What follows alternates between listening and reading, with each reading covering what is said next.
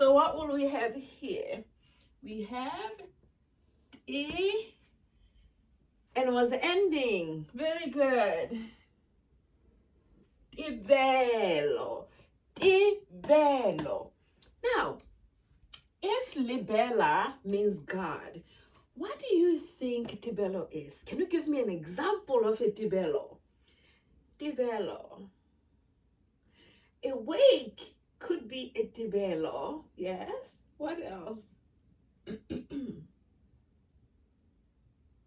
You could call the act of you watching over somebody's property.